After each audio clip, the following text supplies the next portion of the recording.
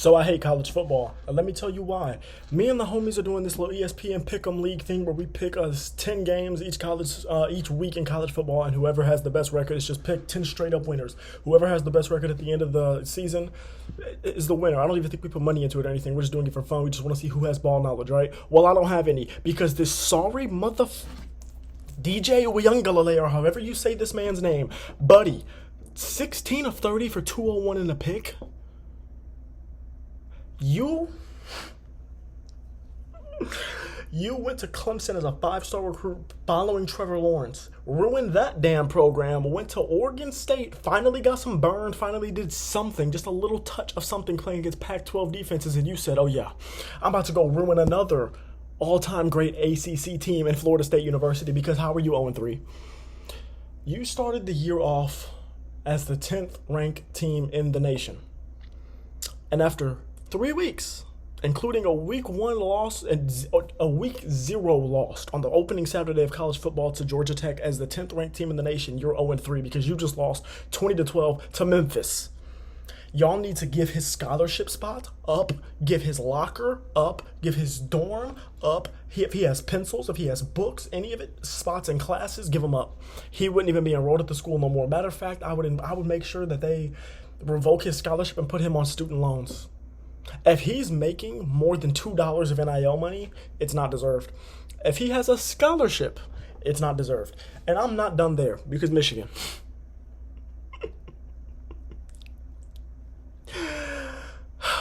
Michigan. You played Arkansas State. You are the number 17th ranked team in the nation, and you only beat Arkansas State 28-18. The problem isn't, it was a close game. The problem is your quarterback. You benched Alex Orji, who sucks, for Davis Warren, who's a senior.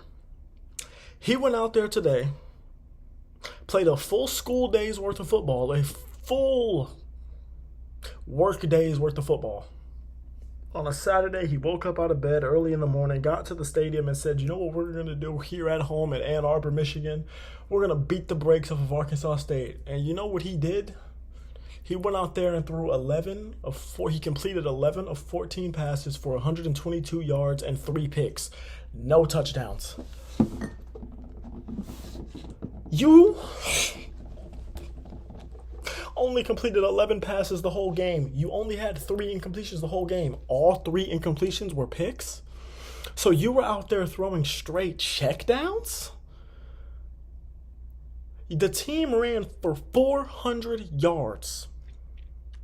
And you damn near lost, or 300 yards. My apologies. And you damn near lost because you went 11 of 14 for 0 touchdowns and 3 picks? You turned the ball over against Arkansas State 3 times. LSU, you suck because you should have lost versus South Carolina. Their quarterback gets hurt in the first half, and you still only win by 3. Back to DJ Uyunglele. Do you have a roster spot? Why, Jay Norvell, why do you have a job? And people are going to be, well, they should have been in the college football playoff last year. Jay Norvell did a great job last year. They were undefeated until that bowl game. I don't give a damn about none of that. Not a little bit of that. Not a touch. Not a sprinkle of that. Because first of all, in that bowl game, they lost 63-3. In a bowl game. This is Florida State University. This is not the Southeast Missouri State Red Hawks. This is Florida State. And then you come out after losing 63-3 at the end of last season. In the last game we saw you, and you start out 0-3 with losses to Georgia Tech, Boston College, and Memphis. You haven't played a ranked team yet, and you're 0-3 after starting as the 10th ranked team in the nation with no injuries. No major injuries. Your quarterback is still there. Your head coach, still there. Neither one of them should still be there. But the fact that they are and you're still 0-3, Michigan. Donovan Edwards ain't even good no more. He was good when he was the number 2 option because they had Blake Corum. He not even good no more. He had more carries than whoever his backup was, and his backup had more yards.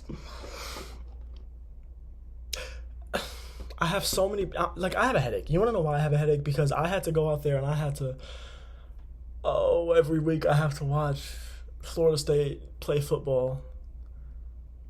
And I can't keep doing it, bro. I can't keep living like this. I cannot keep allowing a team that I don't even give a damn about to have me like this, because I picked them to win, because I think, bro, they're playing Memphis. No way they start 0-3. And these sorry ass niggas went out against Memphis, the University of Memphis Tigers. I didn't even know they had a football program, and you lost. You couldn't put up 2 touchdowns against Memphis. You couldn't throw a touchdown against Memphis.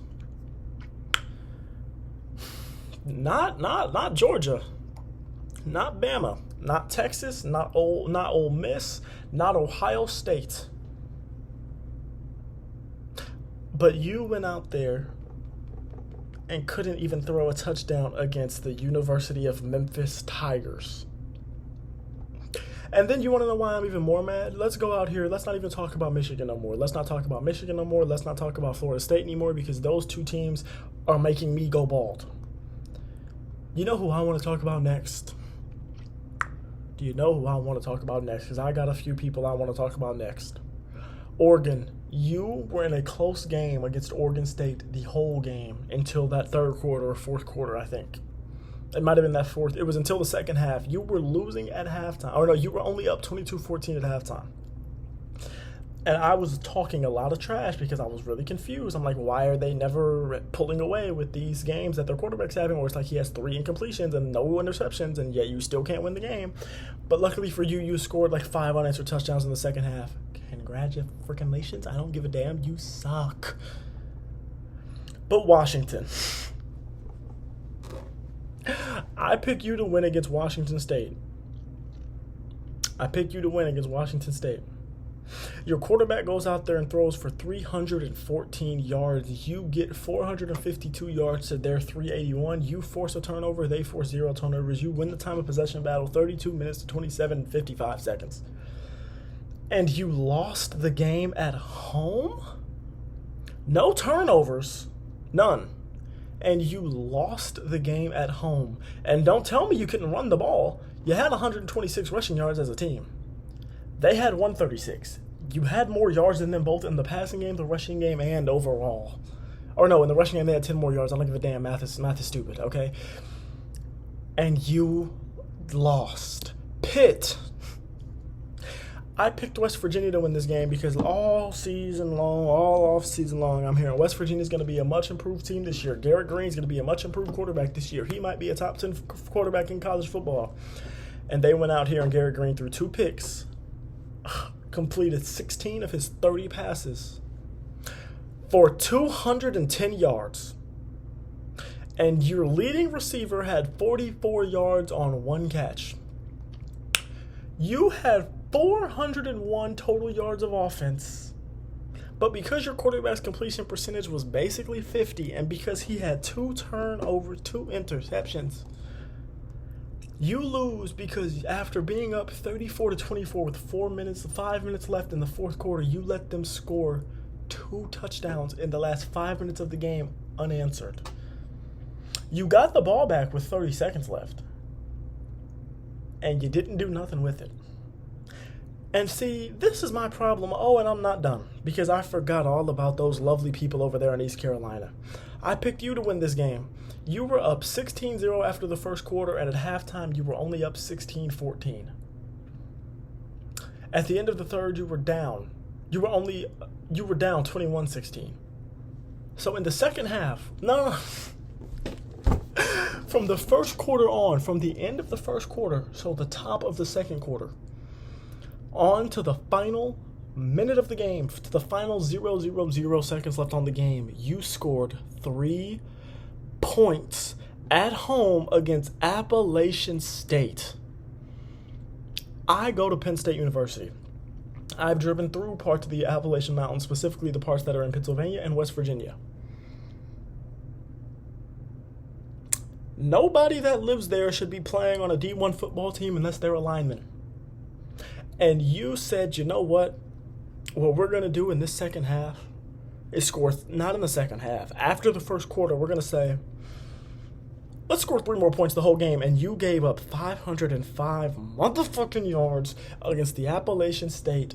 And I don't mean to curse, but I hate college football. Really, I do, because you gave up 505 yards and and you forced 3 turnovers. You only turned the ball over twice yourself.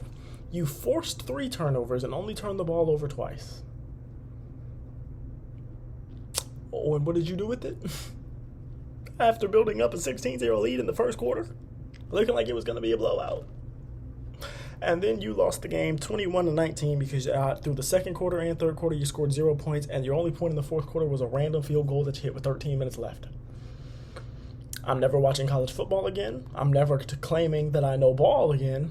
And DJ Uiagalelei should have exactly as many scholarship spots on a D1 football program as me, every homeless man in America, every homeless woman in America, and every 3-legged dog in America combined.